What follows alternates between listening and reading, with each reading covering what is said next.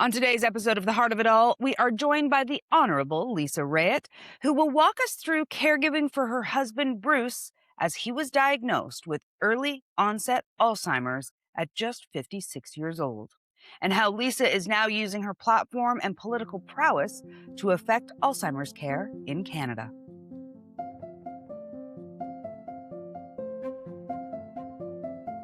Hi there, I'm Teri Hart, and I created this podcast, The Heart of It All, to talk about caregiving because we need it. We really need it. I hope you are following along so you don't miss an episode. Alzheimer's is a cruel disease, and it's complicated. The symptoms and behaviors span a huge spectrum. In 2016, at just 56 years old, Bruce Wood was diagnosed with Alzheimer's.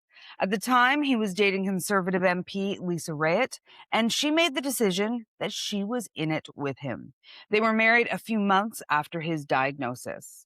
Lisa Raitt was elected to the House of Commons in 2008, where she went on to hold 3 senior portfolios, serving as Minister of Natural Resources, Minister of Labour, and Minister of Transport. Most recently, Ms. Raitt was the deputy leader of the official opposition of the Conservative Party of Canada. In 2020, Lisa joined CIBC Capital Markets as vice chair. Lisa holds a Master's of Science and Law degree and serves on many boards, including Baycrest Health Sciences. Lisa, welcome very much to The Heart of It All. I'm delighted to be here. Thanks for inviting me, Teri. So before Bruce's diagnosis, what did you know about Alzheimer's? So this is interesting. I was a member of Parliament in Ottawa, and I was a cabinet minister. So you would oftentimes get requests for meetings. And the Alzheimer's Society was very active on the Hill. And I had a friend who knew the president, and she was a lobbyist, and she was trying to get me to meet. I had a visceral reaction to anyone associated with Alzheimer's. This is before Bruce.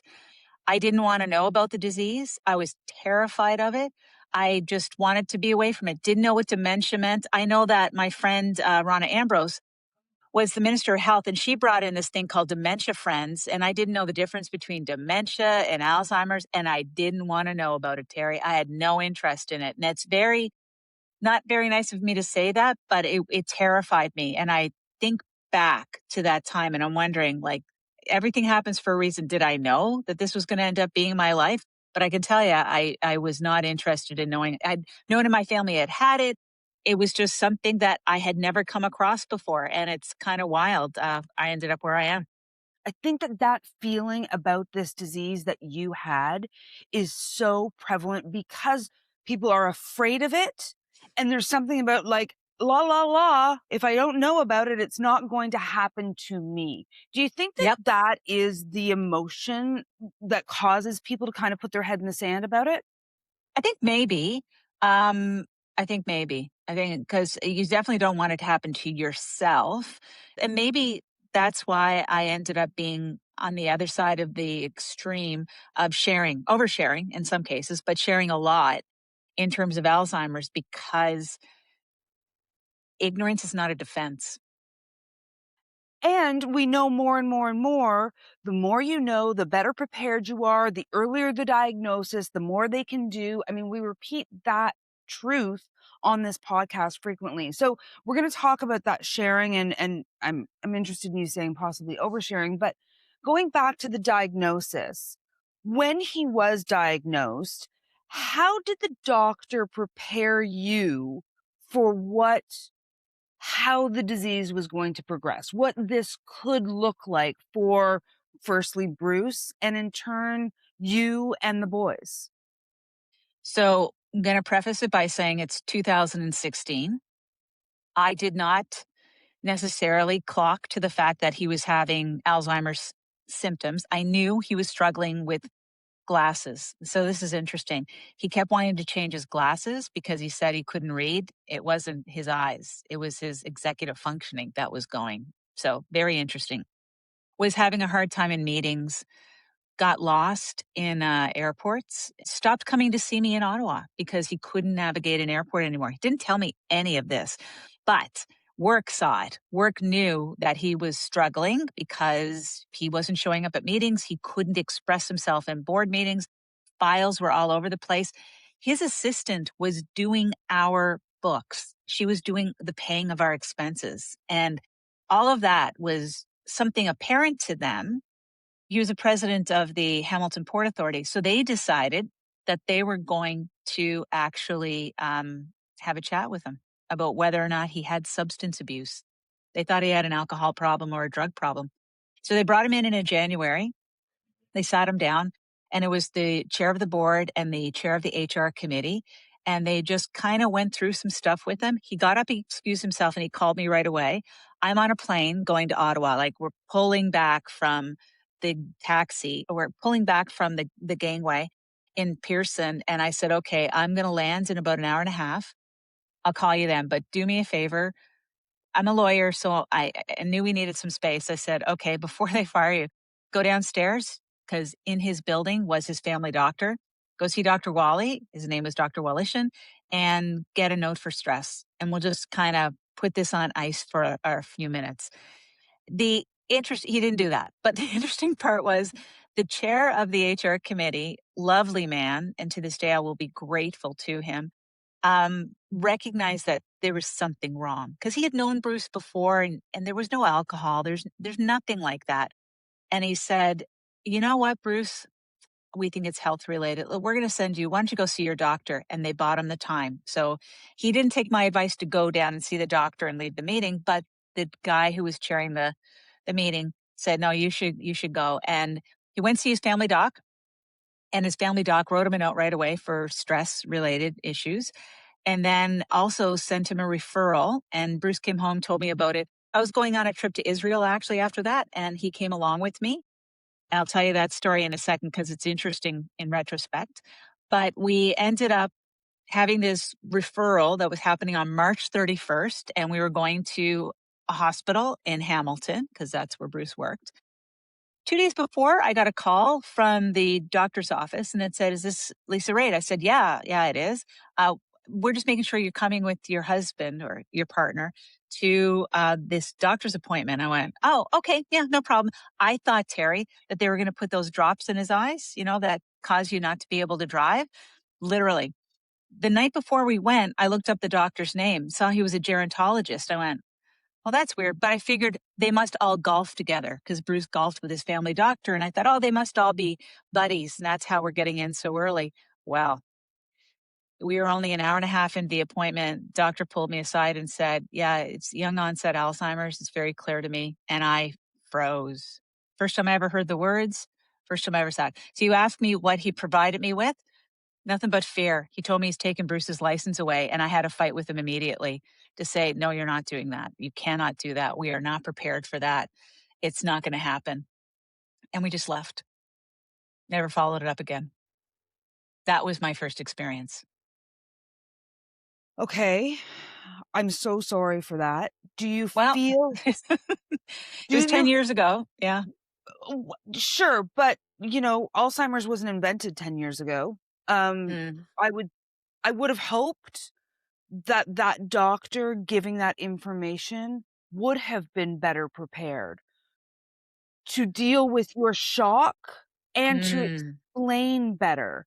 How much do you think the medical community has to learn or has learned, maybe this, since then, about managing patients and their families who walk into that office and receive this diagnosis? Man, it's a really good question.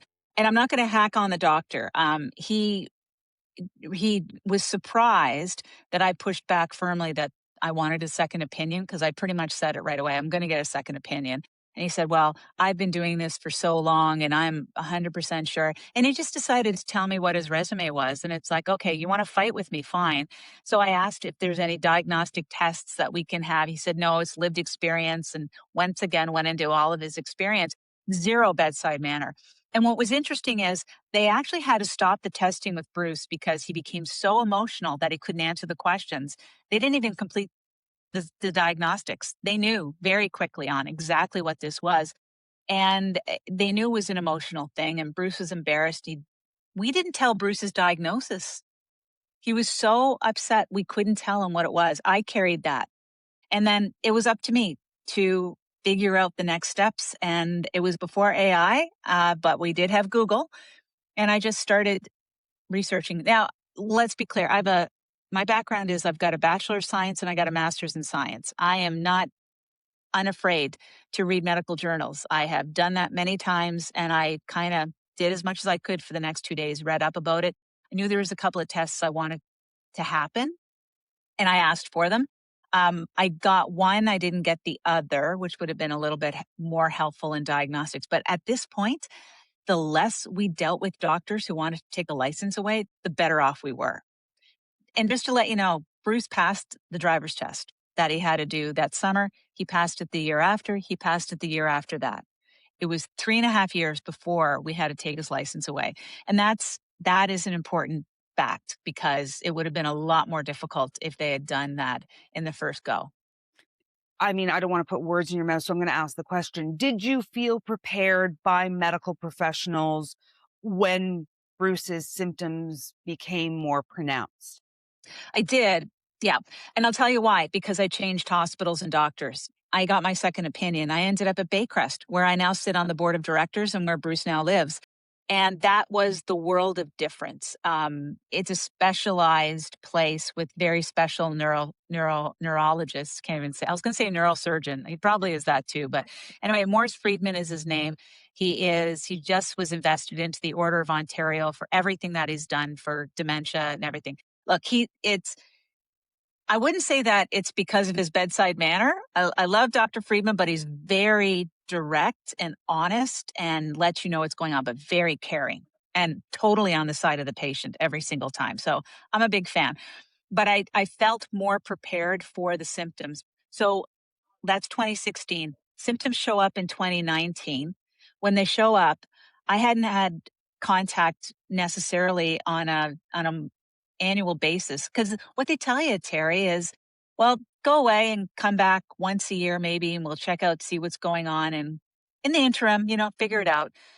And there's nothing like there was nothing else for me, and to this day, that is what people are told. Go away and live with it and come back when something happens kind of thing. So when the behavior started, I called right into Baycrest and they were able the nurses are amazing. If you get a nurse for one of these specialists, they've seen it all and they've heard it all and they're very good at calming you down. And I ended up getting really good advice and good meds. But Mhm. here's the kicker. COVID hit in February, March, right? We couldn't go to hospitals. So Dr. Morris Friedman decided of his own volition to start up this thing called virtual medicine. And he was able to do this online with Bruce on video. And we would get prescriptions that way. And that's how he kind of got me through the behaviors. But doctors maybe they know what happens empirically or clinically, but they haven't lived it. And I got to tell you, it was something else. Bruce was 56 years old. This is very much an early onset Alzheimer's. Yeah. That is defined as somebody who is diagnosed before the age of 65. Other than that distinction, the age distinction, is there anything else that sets apart early onset Alzheimer's from people who are diagnosed at 65 or after?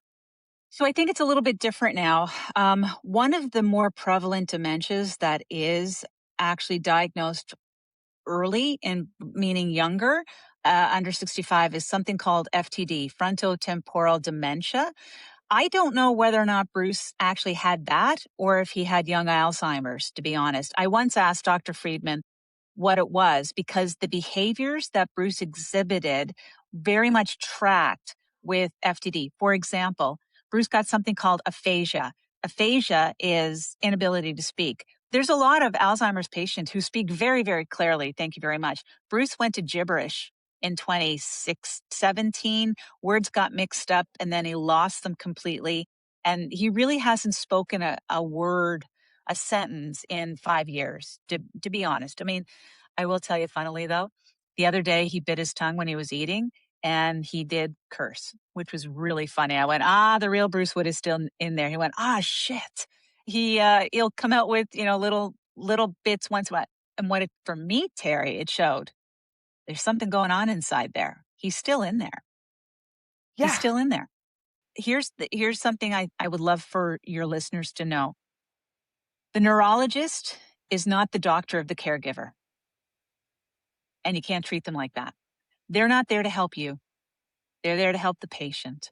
And what you're experiencing as a caregiver, you need your own support system for. And I did not have that whatsoever. I should have been looking after my own mental health. I was trying, but it was always in the context of, I need to find something I can do for Bruce. I'm always talking about what I can do for Bruce. It was never about what am I going to do for me, Lisa, in dealing with what was going on. So you asked me, what did the doctors do to prepare you? Well, they can tell you that the progression of Alzheimer's is such that it's like a steady here, and then you go down this big slope, and then it evens out at the end. That's all you get. What happens in that downslope? You kind of discover on your own. You read about it a lot. I read every book possible that you can get on Amazon. Some of them were great, some of them weren't great. And Indigo, I read everything, and I understood what are the things that could happen. So the difference for Bruce was this aphasia thing. And that's why I thought he had FTD. Behavioral, talking to himself in mirrors. I had to cover up all of the glass in our house because at the beginning, he would see the image and it would be someone to talk to, and he would talk to them for hours, just chatting in the mirror. And then the person in the mirror became violent towards them, a threat.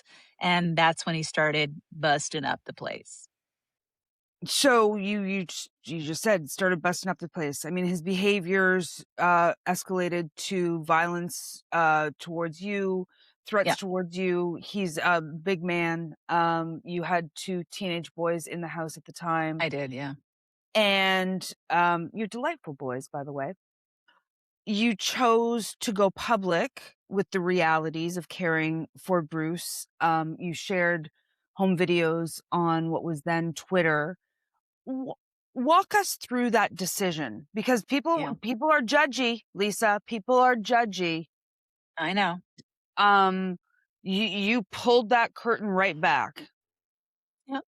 For every one judgy person, there were 10 that said, I didn't know my mother went through this, or I know this is happening to my friend, and I'm really scared. What do we do? For every one idiot that wrote me and said, that wasn't nice what you did to your husband, there were 10 that said, I'm so grateful that you're showing exactly what happened. My system right now is about helping the caregiver. I'm lucky I made it through three-quarters of what I'm going through. I still have a quarter to go. I know that. But I think I can be helpful. So why did I put out the video? I have no idea, Terry. I don't know what possessed me. I was doing a radio show with Evan Solomon, and it was political in nature. He had a 1 o'clock. I know he's a minister now. It's so weird. When he was the radio show host, he had me on, and he asked at the very end of our time, how's Bruce? And I blurted out, he hit me. And Evan was like shocked. And he said, whoa, whoa, whoa, whoa, Lisa, are you okay? And he handled it so well. Live radio, he did not expect it. And I think, honestly, I'm going to be totally honest with you. I just needed somebody to know. The question isn't, why did I release the video? The question is, why did you take the videos, Lisa? I'll tell you why. I thought I was going to be dead. And I thought someone needs to know what is going on in the house. So it'll explain that this had been something long term. So something in my gut told me, take some video on your phone when it was happening. We already had cameras in the house because he sought escape all the time. We had to be careful about that, about burning down the house, those kinds of things. So I had lots of cameras around. And yeah, that's, I don't know why I blurted it out, but it kind of set me on a path of, okay, well, now you're out, you're going to talk about this. So you better be really clear. And we're right in the middle of it. We're in the thick of it in terms of worst 9 months of my life. There has to be a part of you that realize, I mean, all I can see in this answer in your face when you speak of this, when you think back to that time, is like, see me. See Yeah. what's going on. And the only way for people to see it is for you to show it. There's such a stigma around talking about Alzheimer's, and there's such a stigma for caregivers when I can count on my hand how many friends I had during that period of time. And I know how many of them said to me, "Well, you're not putting enough time into our relationship, Lisa, so that's why we don't call you anymore." No, I'm serious, Terry. I'm serious. People don't have the bottle for dealing with Alzheimer's and people who are coping with it. And other caregivers will tell you exactly the same thing. But the ones that stick around, they're with you for life. So there was nobody there for me. Back to the thing, there's nobody there for me. I needed help. And so let's get the agency part out of the way first, because Bruce and I did have a conversation early on in his diagnosis about media and about coverage. I was an MP. We had lots of friends in media. One of the first things Bruce did after he was diagnosed was to go on a political show with me called Power and Politics with Don Martin, who was a golfing buddy of Bruce's. And Bruce got to talk about what it's like to have dementia and what he was trying and hoping to do. I knew I had his agency to do whatever I could to help other people, because this crappy disease is this crappy disease. If I called it wrong, Terry, he'll get me in the afterlife. I know that, but it's okay. I think we saved a lot more lives than we didn't. So 2021, things reach a peak. You call the police. Yeah. They come. You are in the system. Bruce is in the Yeah. hospital, and that opens up all kinds of other doors. What did that look like? Getting in the system, getting in the, because people are like, okay, you call the police, he goes to the hospital, it's smooth sailing, right? Nope. In fact, I feel like I kicked the doors down. I don't feel like any doors were open for me. First time we called the police was in July of 2020. Bruce jumped in the car and took off when he shouldn't have. And I thought he was going to kill someone. And when he finally did roll back in the driveway, he was violent and took a pair of garden shears and was attacking the door. And anyway, we called the cops. They took him away. We ended up going into emergency. I went with him in Milton, Ontario, the small little hospital. They had no idea what to do with him. Run the tests. He's calmed down now, because I think part of him realized, okay, I got to get my act together.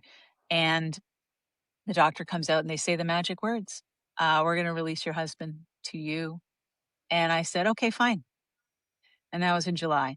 What I learned over the period of the time when we went through all of the problems, he, threatened and assaulted one of the caregivers.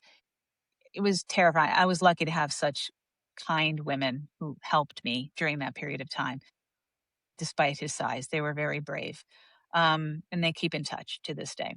But that period of time was extraordinary in terms of every week there was something new. So January 1st, after 6 days of no sleep, wandering around the house at night, no meds could fix him. We're doing virtual medicine still, and it was like this prescription, that prescription. It was just all bunged up. There's too much in his system. We didn't know what was going on. And January 1 hit, and he was really out of it in terms of sleep deprivation, not knowing where he was. And he made a move he was a football player, and he made a move to linebacker. And if you know the position, they kind of line up on the line, and their job is to push other people out of the way. And he lined up to put me through a window. And that's when my 16-year-old son came running up the stairs and was going to intervene. And I went, that's it. No, no. Everyone stop. And I called 911. And then this time I knew when they said, we're going to discharge him to you. I said no. But Bruce was very violent with the police. Like, they needed 3 cop cars. Um, he actually ripped off the handcuffs. Just the superhuman strength. My sons Yeah. refer to that moment. They said it's like he became superhuman in the amount of strength he had. And it was shocking. I had earlier on, and this is a hint to everybody out there, I had earlier on placed Bruce on a list here in Halton that was for vulnerable. It just identified them as potentially violent because he had dementia. So there's a list like that. You need to get on it. I have such high regard for everybody who dealt with him in a kind way, even though he threw a punch at a cop. I mean, that should have put him in jail, but they understood what we're doing. That list that you mentioned, Yeah. I think people are going to want more information about that. How do you get on that list? Is that through a doctor? Is that through the Alzheimer's Nope, Society? Is that through the call cops? it in. Call the cops yourself. I literally had to pick my way through a dozen things that I needed to do in order to protect myself and my kids. One of them was, and I heard about it from another person who was dealing with violence, was pick up the phone and make sure that he is on the vulnerable list. So I Googled it, found it. Halton had a telephone number, put him on the list, and that was it. So you say the cops handled it really well. They did. Do you feel like the medical profession in the hospital setting at that point, from your experience, was prepared to handle Bruce and the decisions that needed to be made for Bruce's health and your health? No. And to this day, they don't. If you are not in a dementia setting, the training isn't there. And the impatience that people have with dementia patients is remarkable. When I took him to Milton, I knew this time I was going to say no when they said, "We're releasing you."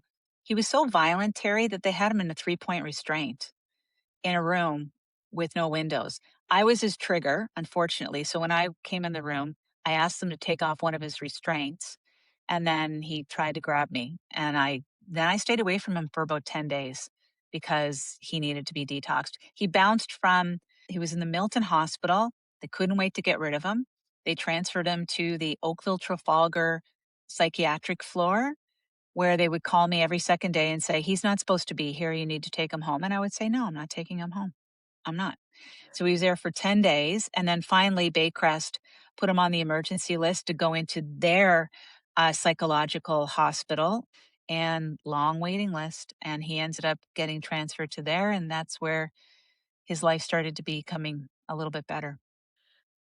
That's a big leap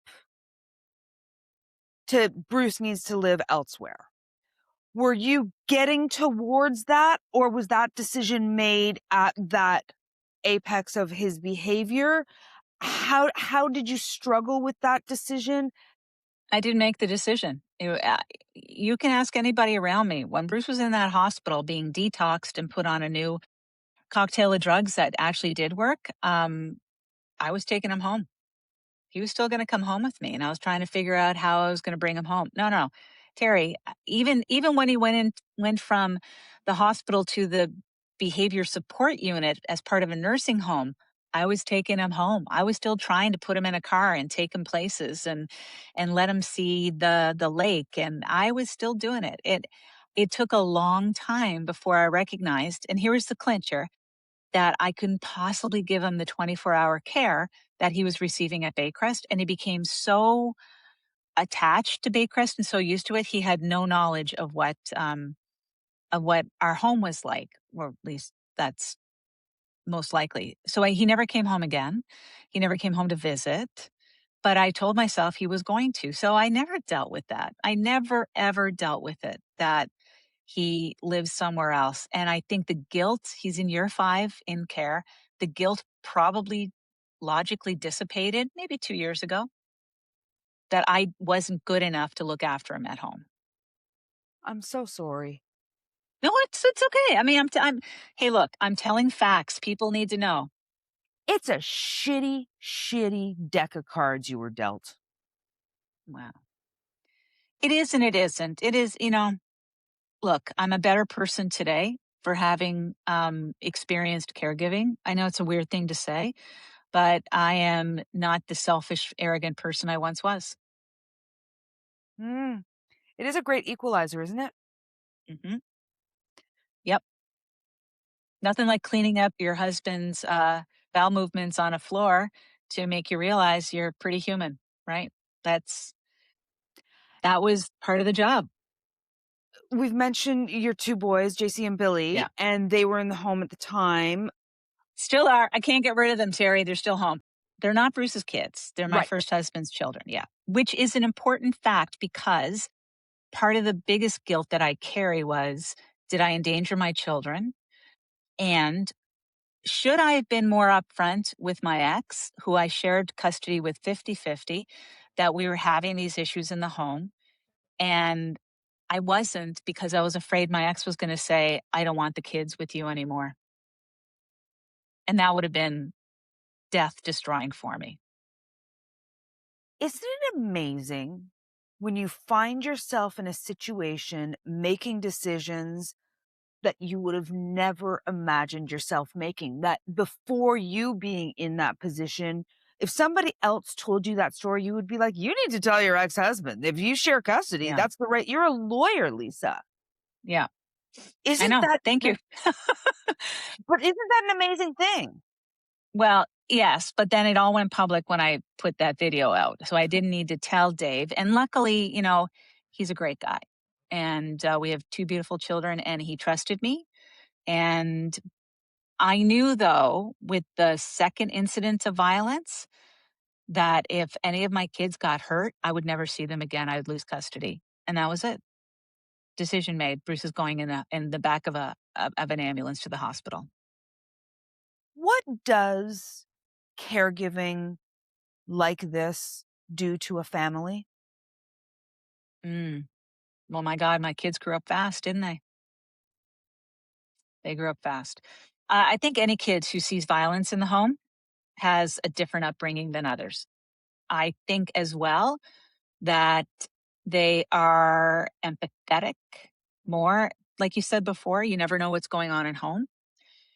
I also think, though, that my older one is probably more cautious about relationships. I think everyone's tempered. We will all figure out. We have no baseline. We don't know what we would have been like. It's how we are now. And they're great kids. They're great kids. And they're involved in Alzheimer's advocacy. They are. They are. I mean, they have seen it all and done it all. Um, and they probably will talk about it more another time.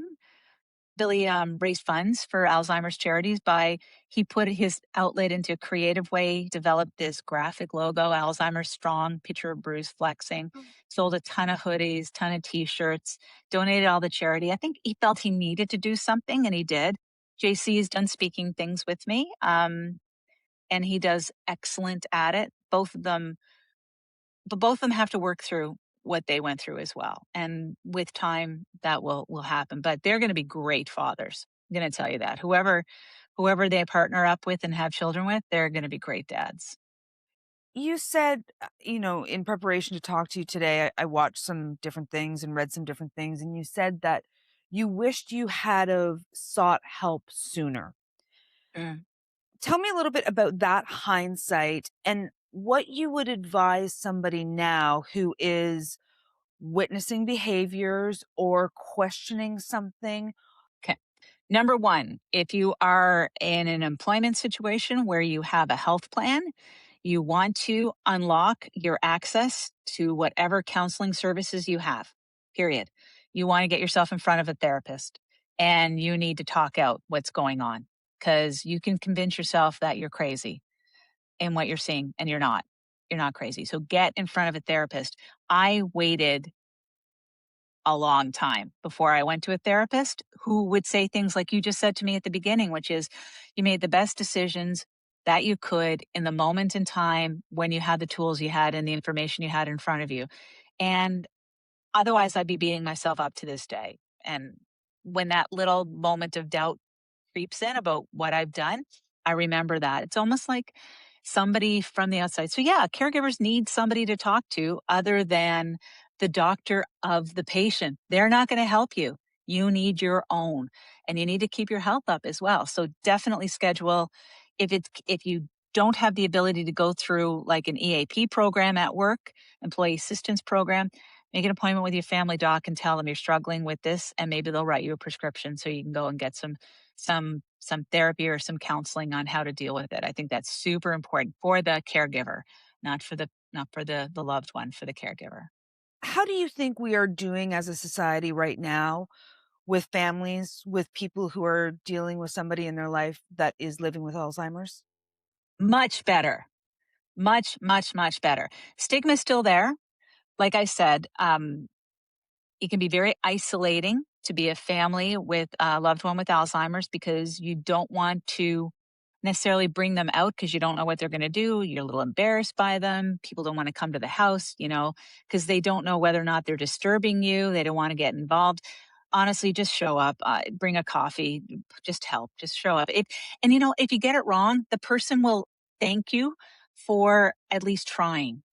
You know, like we're grateful that somebody tried. It may not have worked out, but we're grateful that you tried to come and see us, especially if you're friends. So I think we're doing better as a society. I think we've got lots of great innovations out there in terms of adult daycare for the older folks. There's not a lot for young onset, to be honest, Terry. I think it's getting there, especially when it comes to help for kids whose parents have young onset. But there's definitely more awareness, and everybody knows somebody who has Alzheimer's or dementia. So it's prevalent there. It's boiling to the point where we're actually seeking some kind of broad-based policy changes, I think, in the country. They weren't ready for it 10 years ago. They're ready for it now. Are they ever ready for it? And they are ready for it through the Ontario Dementia Task Force, of which you Yeah. are a part. Tell me about the task force. Tell me about like why it's needed, Lisa. And we're going to do an entire episode on this new task force with Dr. Saskia Sivanathan. But from your perspective of joining this, and obviously through your advocacy, this must be very important. Tell me why it's important and what you're hoping to accomplish. Well, I was leery about it because I have only so much time, and I wanna make sure that I use it to the best fulfillment, both in terms of outcomes and in terms of what I get out of it. So as Dr. Saskia explained to me what the genesis of this task force was, and she'll tell you all about it, which is born out of the frustration that there's so many disparate elements of dementia care out there that there's no single through line in terms of this is where you go here, this is where you go here, this is where you go there. If you're diagnosed with cancer, you have a whole system in place to help you negotiate and navigate what's going on. Nothing exists for people with with dementia. Maybe it's because people with dementia can't chart their own course. It's the caregiver that needs to do it for you. But in the case of cancer, you have your own agency and you can speak for yourself. Maybe that's the disconnect. I don't know. But what she promised me was that it would be an effort to bring together basically all the things that I stumbled across or picked up on or figured out on my own too late in a lot of cases, and are going to try to put together a coherent path for others who get diagnosed for the first time. If that's the end product, I will be very happy. Doesn't need to be adapted by the province of Ontario. If it exists somewhere out there, I will publicize the heck out of it and make sure, even if the government doesn't want to do it, we can put it in the hands of ordinary families so that they at least have a checklist of the things that they should be doing. This is where we are going in society with our aging population, health span and lifespan, having the gap, all the things that we know and that we talk about regularly here on the podcast. I got to let you go, but I end the podcast with the same question to everybody, and I can't imagine a better person to ask it to. How can we better support caregivers? You have to recognize that a caregiver fundamentally is a grieving individual, and they are grieving a lot of things. They are grieving the loss of a relationship. They're grieving parental, spousal, whatever it is. They're grieving the life that they could have had with that person, in my case, especially young onset. They're grieving for the individual as to what they've lost. And then ultimately, you're grieving the loss of the individual. And there's a little bit of anger mixed in there about why me? Why am I going through all this? And mixed with guilt of am I doing enough? It's very complex. There's a lot going on at one time. It's not single, one dimensional. And all I would ask is that if you're close to a caregiver, that if they push you away, go back again and again and again and again. I'm so lucky to have friends that check in on me, even on social media messenger, who don't judge me if I'm not in the group chat for 2 months. I'm reading it, but I can't interact. And I needed that. I needed to know that there's someone out there and they don't say, "Oh, you're back. Oh, that's great. Where have you been?" And they don't say what's going on. They just say, "Okay, it's nice to see you again," you know, and then just pick up the conversation. That's what I would say, that we're in grief. And the other part of it too, there's a bit of anger, and I'm not talking necessarily only about myself, but I want people to, I have to express this emotion so people can hear it out loud. We're pretty ticked off too that society does not recognize the extra burden that we're carrying, the extra 25 hours a week of care that we're putting in, a part-time job on top of our full-time job, on top of looking after our kids. And oftentimes, with one hand tied behind your back. And I think it's unfair. I don't know how to crack this one. I get angry at work when I see other people just have such an easy life. And I got to cope with that internally too. So remember, caregivers do not have even if they're in care, even the person's in a nursing home, it's never ending. It's unstoppable. You're still advocating, you're still managing, you're still doing so many different things. I can't thank you enough. You're so busy, you have so much going on. It's so nice to have you here. And I know it's hard to relive those days. And I thank you very much for your transparency. And you talk about saving people with your story. I hope you Mm, truly, truly know that that is what is happening. You are saving other people with your mm. transparency. Thank you. I appreciate it. We will be looking forward to the Ontario Dementia Task Force. Thank you very much, Lisa Raitt, for being here. We'll talk soon. Great pleasure. If there's anyone you want in this fight, it is definitely Lisa Raitt. I am so grateful for her coming on the podcast, and most importantly, for her advocacy work. We will have Dr. Saskia Sivanathan on the Heart of It All in just a couple of weeks to talk more about that Ontario Dementia Task Force. There's so much work being done in this space, and we here at the Heart of It All are doing our very best to bring you all of the information. Thanks to my co-producers, Jess and Carrie from 6 of 1 Digital. I could not do this without them. And we do it for you week in and week out, coming back to discover more about caregiving. We are super active on our social channels at the Heart of It All Pod. We hope you will find us there, and we will be back next week with another new episode. Until then, please take care.